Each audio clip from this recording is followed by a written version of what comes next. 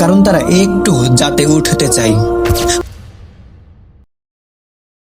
বাংলা ভাষা নিয়ে আজকাল কিছু নব্য ও প্রবীণ সুশীলরা খুব বেশি লাফাচ্ছে।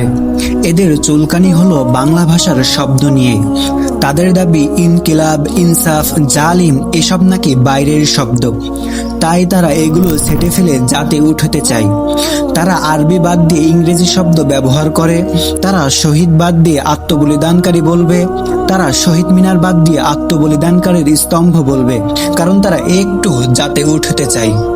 হাদি ভাই বলেছিলেন, কোনো নায়িকা কলকাতায় কিছুদিন থেকে আসলে তার বাংলা উচ্চারণের ধরন পরিবর্তন হয়ে যায়, কারণ সে জাতে উঠতে চায়। রফিক, সালাম, বরকত যাদের নামে বাংলা ভাষার বিজয় গাথা লেখা, তাদের নামগুলোই তো আরবি। তাহলে তথাকথিত সুশীলরা কি বলবে রফিকের বদলে বন্ধু, সালামের বদলে শান্তি, বরকতের বদলে প্রতুলতা?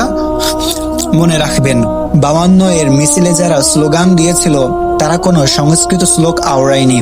তারা জাতে ওঠার জন্য জীবন দেয়নি। তাদের স্লোগান ছিল নারায়ে তাকবীর, আল্লাহু আকবার। তারা নিজের ঈমান আর ভাষার হক আদায়ের জন্য বুকের তাজা খুন দিয়ে রাজপথ লালে লাল করেছিল। পৃথিবীতে স্বয়ং সম্পূর্ণ কোনো ভাষা নেই। একটি ভাষায় বিভিন্ন ভাষার শব্দ বা বাক্য থাকাটা খুবই স্বাভাবিক ও যৌক্তিক, এবং সেগুলোর সঠিক প্রয়োগ ভাষার অন্যতম অলংকার। কাজী নজরুলের লেখা পড়লে সেগুলো আমাদের খুবই ভালো করেই বুঝে আসে। আমাদের ভাষার এই বিশালতা কতিপয় সংকীর্ণ মনা ভাষা বিদ্বেষীর কথায় পাল্টে যাবে না ইনশাআল্লাহ। আমরা মুসলিম। ইসলাম আমাদের সভ্যতা সংস্কৃতির এক অবিচ্ছেদ্য অংশ।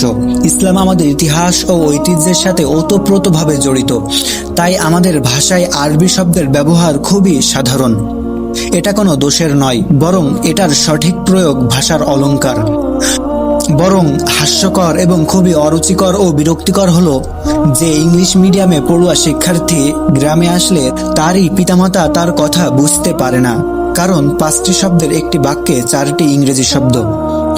বাংলা আমাদের মায়ের ভাষা, আর এই ভাষায় মিশে থাকা প্রতিটি আরবি, ফার্সি, উর্দু শব্দ আমাদের লড়াইয়ের ইতিহাস। তাই শেকড় কাটার এই অনর্থক বুদ্ধিবৃত্তিক দালালি বন্ধ করুন। মনে রাখবেন, রফিক, সালামের রক্তে কেনা এই বাংলায় শহীদ আর ইনকিলাব কেবল শব্দ নয়, এগুলো আমাদের অস্তিত্ব। তাই ভাষার উপর কাঁচি চালানোর আগে নিজের পরিচয়টা আয়নায় গিয়ে দেখে নিয়েন। বাংলার মিছিলে ইনসাফ ছিল, আছে আর থাকবেই। ইনকিলাব জিন্দাবাদ। আসসালামু আলাইকুম ওয়া রাহমাতুল্লাহ।